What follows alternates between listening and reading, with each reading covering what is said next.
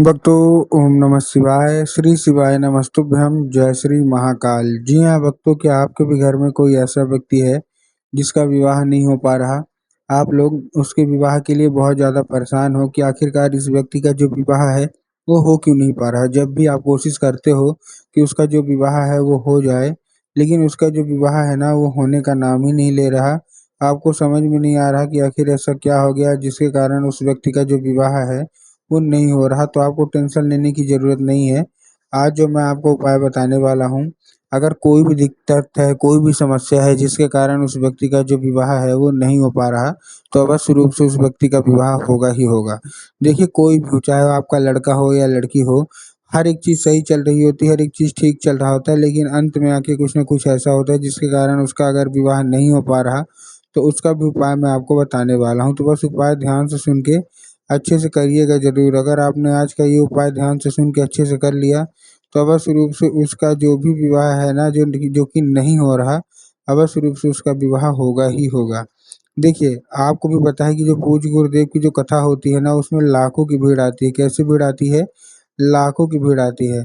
और जब गुरुदेव की कथा में लाखों की भीड़ आती है, तो वहाँ ज़्यादातर जो भक्त रहते हैं, वो क्या करते हैं? पत्र के द्वारा अपनी मनोकामना, किसके द्वारा? पत्र के द्वारा अपनी मनोकामना गुरुदेव तक पहुँचाते हैं। तभी गुरुदेव की कथा चल रही थी। आज से 4 से 5 महीना पहले की बात है, गुरुदेव की कथा चल रही थी और गुरुदेव की कथा में लाखों की भीड़ आई।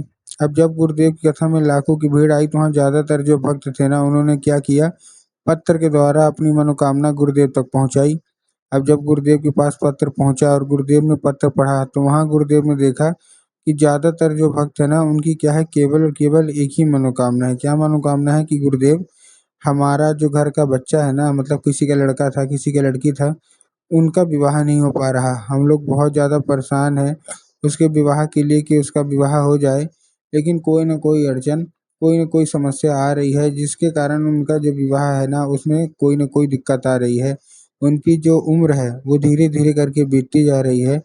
कोई 30 साल का हो गया है, कोई 35 साल का हो गया, यहाँ तक कि 40-40 साल तक के भी लोग हो गए हैं, लेकिन अभी भी उनका विवाह होने का नाम नहीं ले रहा। कृपया करके कोई उपाय बता दें ताकि उनका जो विवाह है वो हो जाए। जब गुरुदेव ने ये उपाय बताया, तो लोगों ने जा के इस उपाय को घर में करना शुरू कर दिया। अब जैसे ही लोगों ने जा के ये उपाय को घर में करना शुरू कर दिया, वही लोग गुरुदेव की कथा में मात्र 1 से डेढ़ महीने के बाद वापस आए। अब जब वही लोग गुरुदेव की कथा में वापस आए, तो उन्होंने क्या किया, एक बार फिर से गुरुदेव को पत्र लिखा। लेकिन ये वाला जो पत्र था, ये गुरुदेव को धन्यवाद के रूप में पत्र था कि गुरुदेव, धन्य हो आपका, आपके द्वारा बताया गया उपाय हमने कर लिया है। हमारी सारी की सारी जो इच्छा थी, सारी की सारी जो मनोकामना थी ना, वो पूरी हो गई है। आपका कोटि-कोटि धन्यवाद। हमारे घर का जो व्यक्ति था, जिसका भी विवाह नहीं हो पा रहा था ना, अब उसका विवाह जो है वो पक्का हो गया है और ये केवल और केवल आपके द्वारा ही हुआ है। आपका कोटि-कोटि धन्यवाद। तो चलिए, अगर आपको भी जानना है कि आखिर ऐसा कौन-सा उपाय है जिसको करने मात्र से लोगों की इच्छा मनोकामना इतना जल्दी पूरा हो जाती है और मात्र 1 से डेढ़ महीने के अंदर उनका विवाह पक्का हो जाता है, तो चलिए हम बताते हैं आपको आज की इस वीडियो के माध्यम से कि आपको करना क्या है। तो बस उपाय ध्यान से सुन के अच्छे से करिएगा ज़रूर। लेकिन उसके पहले चैनल पे अगर पहली बार आए हैं और आवाज़ मेरी पहली बार सुन रहे हैं, तो वीडियो कर दें लाइक और चैनल को भी कर लें सब्सक्राइब, ताकि पूजनीय पंडित प्रदीप जी मिश्रा के रोज़ नए-नए उपाय जो कि मैं उनकी कथा से सुनता हूँ, श्रवण करता हूँ, सबसे पहले मैं आपको प्राप्त करा सकूँ, ठीक? तो देखिए, जो हमारा सबसे पहला उपाय है, सबसे पहले उपाय में आपको क्या करना है, जो हमारा सबसे पहला उपाय है, इस उपाय में आपको लेना क्या है, 3 काली मिर्च लेना और 1 धतूरा लेना है। अब देखिए, काली मिर्च और काली तिल में ना बहुत सारे लोग कन्फ्यूज़ भी होते हैं कि काली मिर्च क्या है, काली तिल क्या है, हमको थोड़ा साफ-साफ बताओ। तब गुरुदेव ने बताया कि आपको लेना क्या है, आपको केवल और केवल लेना है काली मिर्च, ठीक? काली मिर्च आपने ले लिया। काली मिर्च आपको लेने के बाद आपको करना क्या है, जैसे आपने काली मिर्च ले लिया, काली मिर्च लेने के बाद आपको एक धतूरा ले लेना है। धतूरा भी आपने ले लिया। धतूरा लेने के बाद आपको करना क्या है, जैसे आपने धतूरा लिया, धतूरा लेने के बाद उसी व्यक्ति के हाथ में दे दीजिए जिसका विवाह नहीं हो पा रहा, ठीक? नहीं हो पा रहा विवाह, दे दिया आपने। देने के बाद आपको करना क्या है, जैसे आपने दे दिया, देने के बाद आपको चुपचाप क्या करना है, जैसे आपने दे दिया, देने के बाद आपको चुपचाप क्या करना है, उसको भेज देना है सीधा-सीधा शिव मंदिर। अब जैसे आपने शिव मंदिर भेजा, शिव मंदिर भेजने के बाद उसको बोलिएगा कि दक्षिण दिशा में खड़ा हो जाए और उत्तर की ओर अपना चेहरा कर ले। क्या कर ले? दक्षिण की ओर खड़ा हो जाए और उत्तर की ओर अपना चेहरा कर ले। अब देखिए दक्षिण और उत्तर में ना बहुत सारे लोग कंफ्यूज भी होते हैं कि दक्षिण क्या है, उत्तर क्या है, हमको थोड़ा साफ-साफ बताओ। तब गुरुदेव ने साफ-साफ बताया है कि आप जिस भी शिव मंदिर जा रहे हैं, उसी मंदिर का जिधर साइड जलाधारी हो, आपको अपना चेहरा उधर साइड करके खड़े हो जाना है। ठीक, खड़े हो गए? खड़े होने के बाद आपको एक नाम लेके, कौन-सा? क्या करना है आपको? एक नाम लेके, कौन-सा? महादेव का बहुत ही सुंदर सा नाम है, श्रम्भेश्वर महादेव। तो बस आपको करना क्या है, आपको श्रम्भेश्वर महादेव का नाम लेके उन्हीं का स्मरण करके आपको चुपचाप क्या कर देना है, आपको अर्पित कर देना है बस।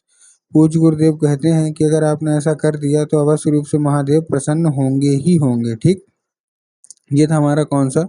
ये था हमारा पहला उपाय। अब हम चलते हैं अपने दूसरे उपाय की ओर। अब देखिए जो हमारा दूसरा उपाय है, दूसरे उपाय में आपको करना क्या है, दूसरे उपाय में हमको लेना क्या है, हमको लेना है 11 लाल फूल। ठीक, मतलब आपको 11 लाल फूल लेना है। 11 लाल फूल कौन से होने चाहिए? आप कोई सा भी ले सकते हैं, गुलाब का ले लीजिए, गुड़हल का ले लीजिए, जो भी आपके पास हो आप ले लीजिए। बस आपको ध्यान रखना है कि जो लाल फूल है वो कहीं से भी खंडित नहीं होना चाहिए, कहीं से भी खराब नहीं होना चाहिए। ठीक, लाल फूल आपने ले लिया। लाल फूल लेने के बाद आपको करना क्या है, एक चीज़ और ध्यान रखना है लाल फूल में कि जो लाल फूल है वो क्या होना चाहिए, क्या है, जो लाल फूल है, लाल फूल कौन सा होना चाहिए?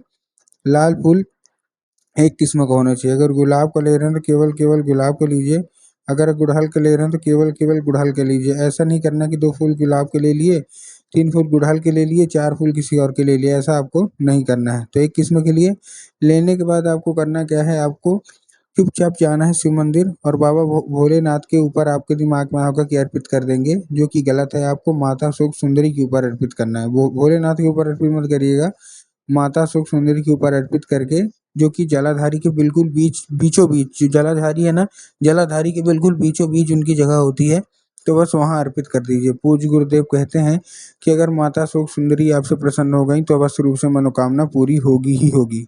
ये था हमारा दूसरा उपाय। अब हम चलते हैं अपने तीसरे और आखिरी उपाय की ओर। अब जो हमारा तीसरा और आखिरी उपाय है, इस उपाय में आपको करना क्या है, तीसरे और आखिरी उपाय में आपको लेना है लाल चंदन और लाल चंदन लेके पहुँच जाना है कहाँ, सीधा-सीधा शिव मंदिर।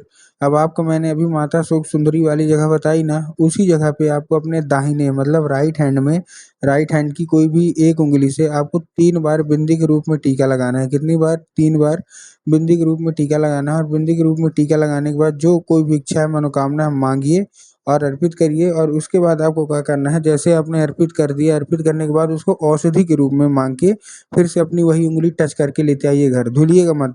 जैसे ही आप उसको लेके घर आ गए, घर आने के बाद जहाँ आप लोग सोते हैं, जिधर साइड सर करके सोते हैं, उधर साइड की जो दीवार होगी, उसी दीवार में आपको 3 बार ये उँगली लगा देनी है। पूज्य गुरुदेव कहते हैं, कि बस आप एक बार ये उपाय करके देखिए, उस चंदन के ज़रिए स्वयं माता सुख सुंदरी आपके घर में प्रवेश कर जाएँगे।